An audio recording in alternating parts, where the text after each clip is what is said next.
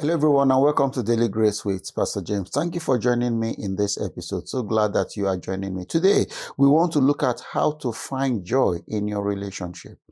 How to find joy in your relationship. There is a story. I'll just tell you a little story about a young man who is about 35 years old and has been to what we call the men's movement weekend. While away, he realized that he's never told his dad he loves him. So he decided when he gets home, he will do that. He gets home, picks up the phone, and calls home. Dad answers the phone. Hi, Dad, it's me. Oh, hi, son. I'll go get your mother. No, don't get mom. It's you I want to talk to. There's a pause then. Why? Do you need money? The dad said. No, Dad, it's just I've been remembering a lot about you, Dad, and the things you did for me, working all those years to put me through college, supporting us. My life is going well now, and it's because of what you did. You get me started. I just thought about it and realized I'd never really said thank you. Then there was silence on the other end of the phone. The son continues, I want to tell you thank you and that I love you. And the dad responded, son, you've been drinking. So you can see the humor in that. This is because the son has never said thank you. And then this came as a very, very big surprise to the dad. Relationships are at the heart of everything that we do in life, whether those relationships had to do with the family, it had to do with the congregation in the faith community that you belong, or even other communities. Your life will be miserable if your relationships are not healthy. That's why you need to ensure that you have peace, you have joy in the life of the people that you are living with, so that you can enjoy them and enjoy life together. In the book of Philippians, Paul gives us 4 principles that can help us find joy in our relationship. And those are the principles that we just want to look at. The first one, Paul said, be grateful for the good in people. Be grateful for the good in people. In Philippians 1, verse 3, it says, I thank my God upon every remembrance of you. You see, he's grateful for the good that is in people. He had focused on the good memories that he had with the Philippians instead of the bad memory. Paul had a lot of bad memory in Philippi. If you read Acts 6, you can remember all his bad memories, that he was arrested, he was whipped, he was humiliated, and of course he was thrown into prison only to be released because of an earthquake.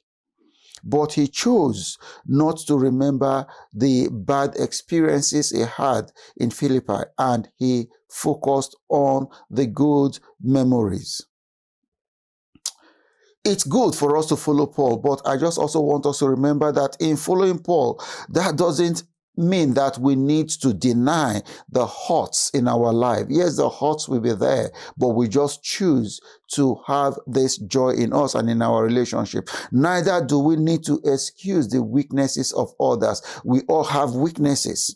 Instead, we just want to focus on that good and emphasize on the strength of the people rather than the negative. And the second principle he gave to us is in verse 4, Philippians 1:4. It says, always in every prayer of mine, making requests for you all with joy.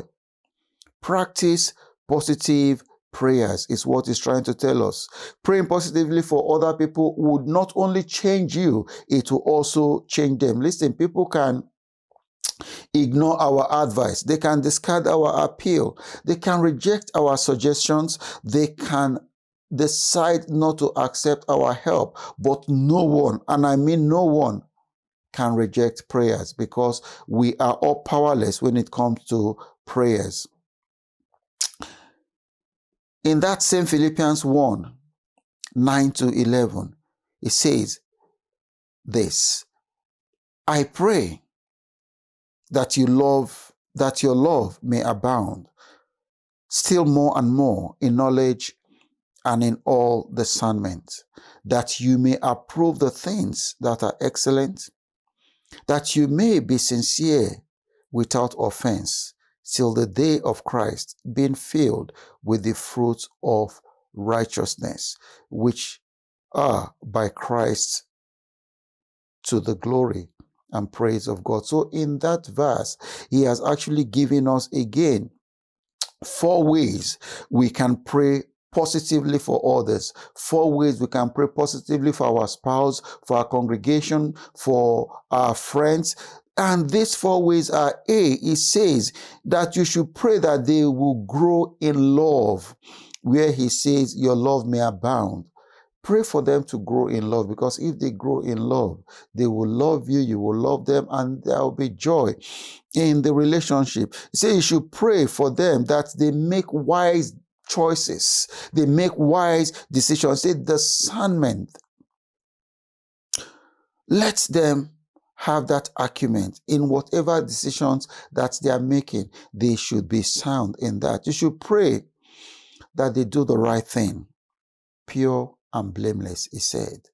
And he said you should pray that they will live for God's glory, which is the fruit of righteousness. These are the prayers that we should be praying for people. Most of us, we are very good at praying for people when they are in crisis.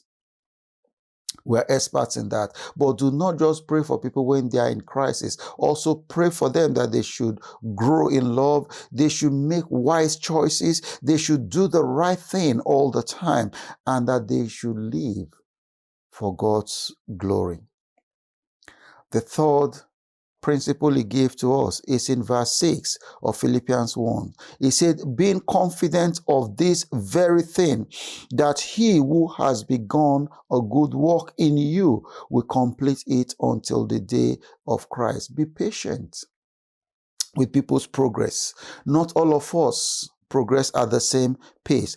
Paul looked at people's future, not just their past. He looked at their potential, not just their weakness. So when people are growing, they are there for different progress, for different pace of their progress. Mankind, we all know they were all good starters, but we are bad finishers.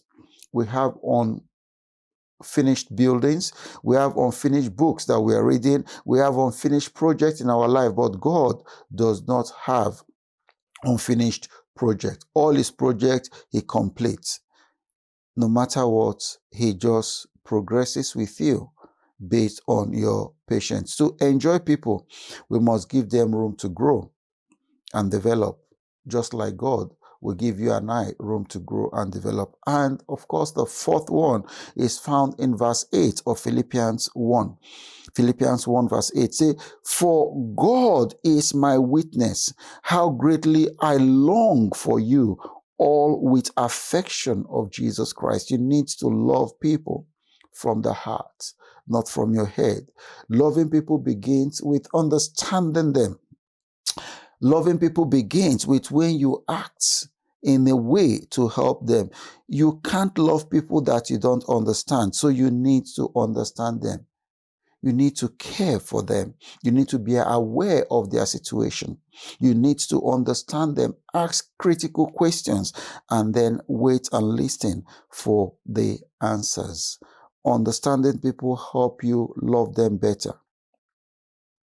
I pray that these 4 principles will help you in getting joy in your family, in your relationship. If this has helped you, please share it with others so that they can also benefit from it. Once again, my name is Pastor James Egodibe, and I pastor RCCG Solid Rock Parish, Derby, 55 Woods Lane, DE 22 3UD. If you are looking for a Bible believing church, we have wonderful brethren who will welcome you with open arms. We'll be expecting you. God bless you and see you in the next episode. Bye.